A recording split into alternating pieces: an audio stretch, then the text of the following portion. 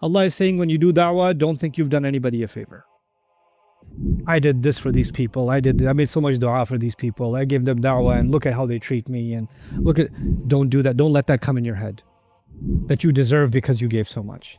Third, don't consider it a favor to Allah that you've done so much. I've done so much for Allah. Why isn't Allah helping me? وَلَا تَمْنُنْ تَسْتَكْثِرُ. Don't think you've done a favor hoping that you should get a lot. I've done so much. I know Allah will give me so much. Oof. My rewards, I can't even keep count. My God. I mean, there's Jannah, but Jannah for me must be like really big. You know what that is? As if you've done some special act of favor. Allah says, لَا تَمُنُّ عَلَيَّ إِسْلَامَكُمْ. Don't tell me that your Islam is a favor to me. Don't do that. What you're watching is just a short clip from our full Deeper Look series on Surah Al-Muddathir, which is now being released exclusively on Bayan TV in the Deeper Look section, featuring a very deep dive into the surah's key themes, ayah by ayah breakdowns, lessons and reflections, which you can now watch on demand via your mobile or on desktop, and even cast to your living room TV now and enjoy with the entire family. Don't forget to visit the resources tab on Bayina TV to download the workbook for this surah to help you study as you go along. So to get started, I want to explain to you why this ayah has so many meanings, so many lessons inside one ayah. وَلَا تَمْنُنْ تَسْتَكْثِرْ. That's the ayah. Short words, but there's a lot going on here. The reason for that is there are two ways to understand لَا تَمْنُنْ. Two ways to understand the first part, لَا تَمْنُنْ. And there are two ways to understand تَسْتَكْثِرُ. Okay? So what are the two ways to understand لَا تَمْنُنْ? لَا تَمْنُنْ could be don't do a favor, or don't remind someone you've done them a favor. Don't impose a favor. And it can also mean don't become weak, or don't quit. Don't discontinue. So don't do a favor, don't discontinue, or don't quit, or don't be weak. These are the two meanings of la tamnun.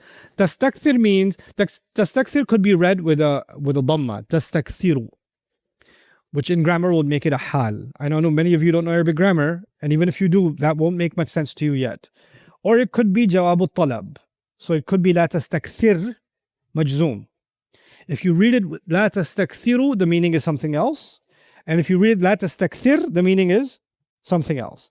So if you combine those possibilities, there's a number of lessons that come from this ayah, and we're going to go through a list of all of them. That's probably the most practical way to study this ayah.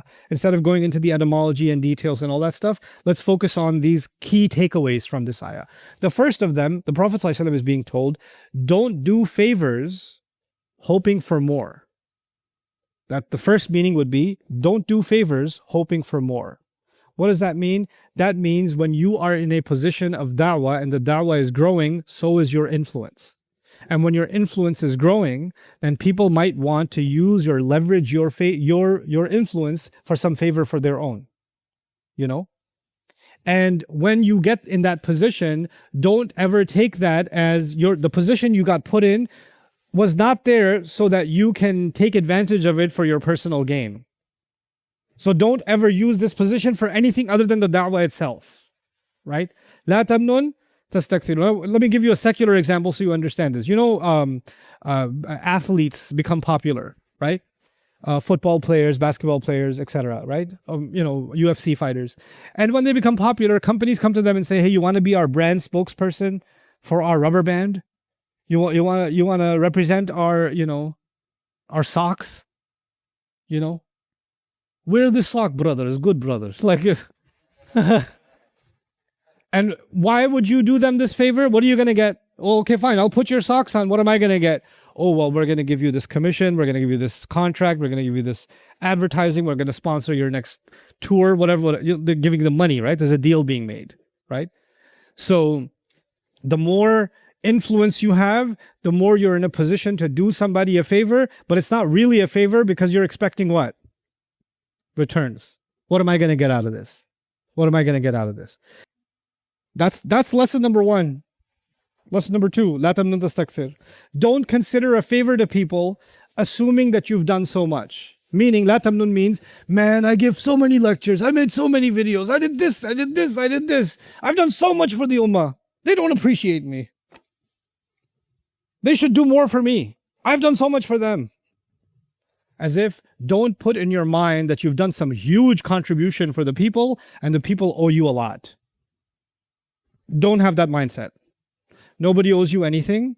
And in fact, Ibrahim alayhi salam did something for Allah that nobody can ever do. Ibrahim alayhi salam built the Kaaba after passing the hardest tests. And every one of us owes a favor to Ibrahim alayhi salam with every salat, every hajj, every single day around the earth. And Ibrahim alayhi salam is building that Kaaba and he's saying, Rabbana taqabbal minna, Ya Allah, I don't know if this was good enough, please accept. Arina manasikana wa tub alayna, show us how to do the rituals here and accept our tawbah. Ibrahim alayhi salam is making tawbah. What does that mean? He's not impressed with himself. He's not thinking he's done somebody a favor. Allah is saying when you do da'wah, don't think you've done anybody a favor. I did this for these people. I made so much dua for these people. I gave them da'wah and look at how they treat me and don't do that. Don't let that come in your head that you deserve because you gave so much. Third, don't consider it a favor to Allah that you've done so much. I've done so much for Allah. Why isn't Allah helping me? وَلَا تَمْنُنْ تَسْتَكْثِرُ. Don't think you've done a favor hoping that you should get a lot. I've done so much. I know Allah will give me so much. Oof. My rewards, I can't even keep count. My God. I mean, there's Jannah, but Jannah for me must be like really big. You know what that is? As if you've done some special act of favor. Allah says, "La tamunnu alayya islamakum." Don't tell me that your Islam is a favor to me. Don't do that. Don't think that your Islam is a favor to me. يَمُنُّونَ عَلَيْكَ أَنْ أَسْلَمُوا قُلْ لَا تَمُنُّوا عَلَيَّ إِسْلَامَكُمْ. They make it sound like it's a favor that they accepted Islam. Allah says, don't act like you've done a favor by accepting your Islam. بَلِ اللَّهُ يَمُنُّ عَلَيْكُمْ. Allah is the one who's done a favor to you. Allah is doing a favor to you. If I get to do da'wah, if I get to invite even one soul, including myself, to Allah, that is not a favor to Allah, that is Allah's favor on me. Yusuf alayhi salam was in prison. A couple of people came to him. They asked him for their dreams. He used the opportunity to do da'wah to them. Remember that? When he did da'wah to them, you know what he said? ذَلِكَ مِنْ فَضْلِ اللَّهِ عَلَيْنَا. This is the favor of Allah on us. The favor of Allah on us is we get to call people to Allah. That's not my favor to you, or that's not me doing Allah a favor. That's Allah doing me a favor. It's the other way around. لَا تَمْنُنْ تَسْتَكْثِرْ. Never let that thought even come to you. Fourth, don't give favors assuming them to be a lot. Don't do things for people and then think in your head, I've done a lot. Mashallah, mashallah. You know? Now, people can come to you and say, mashallah, you've done so much. And to their face, you say, no, but this is for the sake of for Allah. But in your head, you're like, you're right. Why'd you stop? Tell me more about how much I've done. Some people say, mashallah, thank you for your services. That's it? Thank you very much. That's a little better. Don't sit, I have an uncle who's actually just 4 years older than me, but you know how Muslim families are. He's my uncle bro, right? So he's my uncle bro. He's mashallah, he's in Silicon Valley, has a, hundreds of millions of dollars tech company. And he's a very small team. He's very selective about his team. And sometimes I asked him, what are your hiring practices? Like, because his team is so small and the company is almost $1 billion. So how does he manage, right? Because you have to have really star players. So what's your interview process? He says, when somebody sits down and then tells me everything they've done, right? I graduated from here, then I did this project, and I did this, then I did this, and I led this, and I did this, and I did this, and I did this. The interview's over before it started. So I don't hire those people. You know why? Because those people are very impressed with themselves. I was like, who do you hire then? I hire people that when they come in, they say, this is what I want to do. This is what I haven't been able to do yet. This is what I'm excited to do. I don't care about what I've done. I'm thirsty about what I haven't done yet. I don't sit on top of the mountain of my accomplishments. I sit here staring at the mountain of what I have not accomplished. Right? Because you're only going to get two kinds of people. You're going to get people, oh, look at everything I did. Man, the world doesn't even appreciate everything that I've done. Or, I haven't done enough. I've got a lot to do. Because if you're focused on if you have a lot to do, you don't have the time to talk about and remind people about everything you've done. You don't have time for that. And you'll meet people. Assalamu alaikum, brother. My name is this and this. I have written 4 books. And I have 2 PhDs. And I have done this, and this. And I have got this project and that project. And I'm like, mashallah, mashallah, mashallah, mashallah, mashallah. How can I help you? Oh, I need you to promote my book on your social media. Oh, no. No. Because I've already done everything. Now I just need you to recognize my greatness and let the work speak for itself. Don't remind people of the work. If it's valuable work, it'll speak for itself. It won't need product endorsement. It'll have value in itself.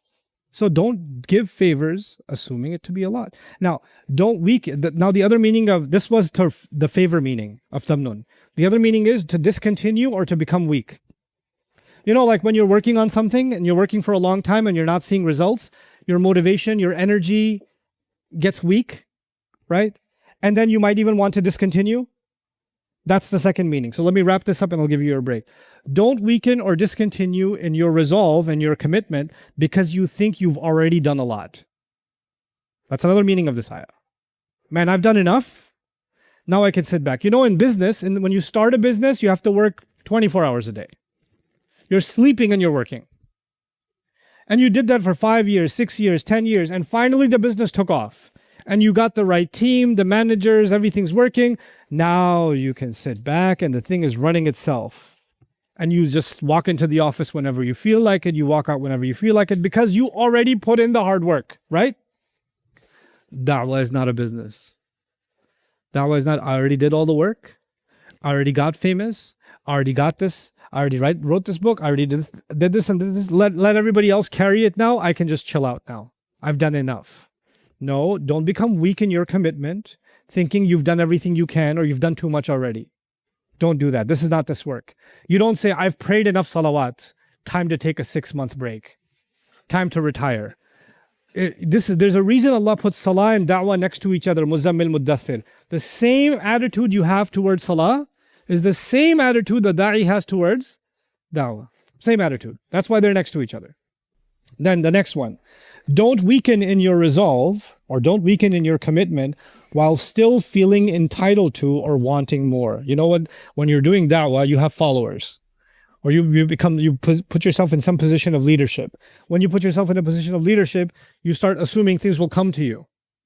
You develop a sense of entitlement. Now you're doing even less, but you still want to hold on to your entitlement. Right? You know, this rank mindset that Allah protected us from in this ayah is so amazing. Sometimes I travel to different places. This brother comes up to me, you know, welcome to this masjid. I built this place in 1989. Really? Okay. They've already done it. Now they need to be continuously reminded or remind people what they did and reap the benefits of what the work. Like there's the thing that they have to do is already done. They already graduated from the services. Don't develop that attitude and weaken in your services. Don't discontinue the offense. This is an important one. The Quran was offensive. The Quran was challenging the elite. The Quran was warning. Warnings can be offensive, especially to criminals. Do not stop being offensive. If the Quran is offensive, remain offensive. Talk about what the Quran is saying, hoping more people will come in. In other words, some people will say, look, let's not talk about this part of the Quran or that part of the Quran or these ayat or those ayat because some people won't like it. Let's talk about the parts that if we talk about those, more people will come. So let's determine the message depending on the likability of the audience. right? They'll like it more. So let's cater our message to the preferences of the people. Who's your God then? Your God is an algorithm. Your God is public opinion. That's your God.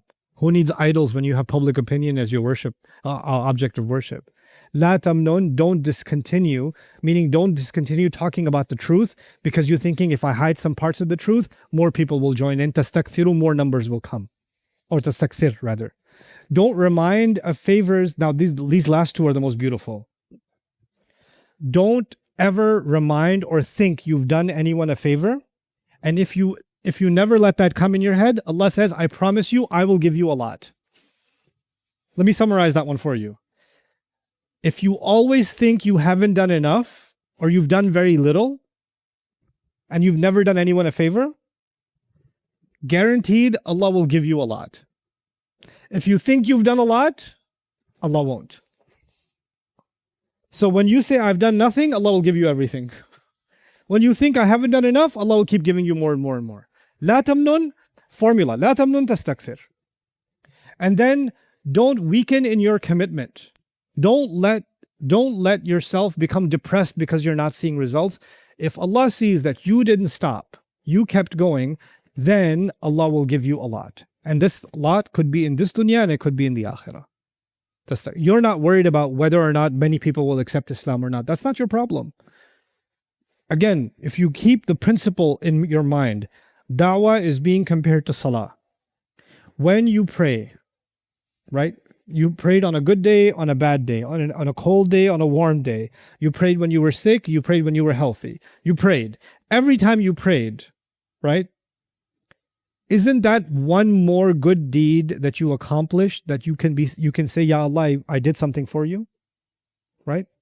Now, whether you prayed with 1,000 people, or you prayed with one more person, or you prayed by yourself, in the end, did you still pray? Is it still a ibadah? And did Allah still record it for you? He did.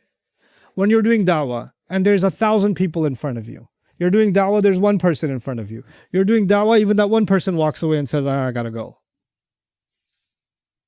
Did you do your part? When you do your part, then don't ever become weak looking at the results. You keep doing your part just like salah. Salah doesn't change depending on the weather or your mood. Salah is still salah. Da'wah is still da'wah. You keep doing that and Allah will give you more. Allah will give you plenty. So we're becoming unconcerned with results. And this is the final message before I let you guys go. What is the ultimate motivation? The ultimate motivation for people is results. If I do a project and a lot of people appreciate it, I'm motivated to continue the project. If I do a project and a lot of people appreciate it, I want to quit the project. Companies try a new venture, sales go up, the department gets bigger. Companies try a new venture, no sales, no interest, the department shuts down. Isn't that the case? Allah is telling us da'wah is different. Da'wah is, Nuh alayhi salam has the same commitment, the same motivation, the same drive for 950 years with no progress charts. No progress. Allah is saying, what's your motivation? If the results and the growth and more people accepting Islam, if that's not your motivation, then what is your motivation? Wa rabbaka fakabbir. I declared the greatness of Allah. That is an accomplishment by itself. Just like I prayed, that is an accomplishment by itself. My motivation is the takbir of Allah. My motivation is not tastakthir. Istikthar is not my motivation. Takbir is my motivation. Complete change of mindset. That's really when you say mentally, psychologically, Allahu Akbar. Allahu Akbar means no other motivation replaces the motivation. Did I please Allah? Did I do what Allah wants? Was I truthful to the word of Allah? Good enough for me. Then I'm good. You know, one of the most beautiful feelings I get in life is at the end of a Quran week. When a Quran week comes to an end, not just because I'm relieved, like, that was hard. But the first feeling that comes in my, Ya Allah, please accept one more surah served. Like I just feel like, okay, I'm a sinful person. I'm a weak believer. I have many flaws. Ya Allah, can you just take some of this and give me some commission? Because Because there are lots of people sitting in the audience, lots of people watching this video that are much better believers than I am, and they're going to do way more good deeds than I could ever do. And their ibadah has way more khushu' than mine can ever have. And I could use the commission. So in my head, it's just every time one of them is done, okay, an investment made in the akhirah, I pray Allah accepts, I pray Allah accepts, I pray Allah accepts, right? And I have to remind myself of that mindset. The language that's used here, la tamnun, and before that, وَثِيَابَكَ فَطَهِّرْ وَالرُّجْزَ فَهْجُرْ وَلَا تَمْنُنْ تَسْتَكْثِرْ. This language is being used as though it's something repeated daily, this mental exercise. You have to refresh this all the time, renew this all the time, just like salah has to be made multiple times a day. And in the salah, you have to say Allahu Akbar multiple times in every salah. So you have to do takbirul Rabb mentally throughout this life of da'wah, throughout this life. And that's the model Rasulullah sallallahu alaihi wasallam set for us in this remarkable ayah. I'm going to give. We have reached ayah number 7. I was debating whether to share some things about ayah number 6 with you. Might as well just get it across. It's just a finishing touch on the ayah, especially for Arabic students. It's a nice little nugget to know about the Arabic of the ayah. Tastakthiru, from a sarf, from a morphology perspective, belongs to a pattern called istif'al. So tastaksiru, tastaf'ilu. Right? So it's istif'al pattern. This pattern gives you 3 implications. One of them is asking for something, wanting something, or trying for something. That's number 1. So when you say istighfar, you're asking for forgiveness, you're wanting forgiveness, and you're trying to get forgiveness. That's meaning number 1. Here, tastakthiru could mean you're asking for a lot, you're wanting a lot, you're trying for a lot. That could be one meaning of it. And we saw some of the implications of that. Don't do favors, hoping for a lot, wanting a lot, etc., right? The second meaning of istif'al is hyperbole. Hyperbole means for something to be a great deal. So kathura means to be a lot, like something is in a huge amount. Istakthara is a massively huge amount, for something to be a massively huge amount. So as if one of the meanings of the ayah could also be, do not discontinue your efforts. Allah will give you, will have a huge, massive amount from Allah. So that would be in the meaning of mubalagha. Okay, so that would be tastakthiru also. That bug is really scary. Okay. Then there is consideration, al-'ad wal-i'tibar. What that means is, tastakthiru means you think something is a lot. You consider something to be a lot. Remember I said, don't do favors thinking that they're a lot, considering them a lot. Well, that's in the meaning of adan al-i'tibar. So all 3 meanings, interestingly, work inside of this ayah and can be applicable in the tafsir of this ayah. Okay, and the 2 overall ideas that, among the many ideas I shared with you, I summarized here that I really want you to take with you, and that is, don't seek more, and Allah guarantees you'll get more. And the second is, don't consider your deeds to be a lot, and when you do that, you'll get a lot of reward from Allah. So it's almost like a negative. Your mindset has to be not expecting it, and that's what Allah gives you. Hey guys, you just watched a small clip of me explaining the Quran in depth as part of the Deeper Look series. Studying the Quran in depth can seem like a really intimidating thing that's only meant for scholars. Our job at Bayan is to make deeper study of the Quran accessible and easy for all of you. So take us up on that challenge. Join us for this study, the Deeper Look of the Quran, for this surah and many other surahs on bayanatv.com under the Deeper Look section.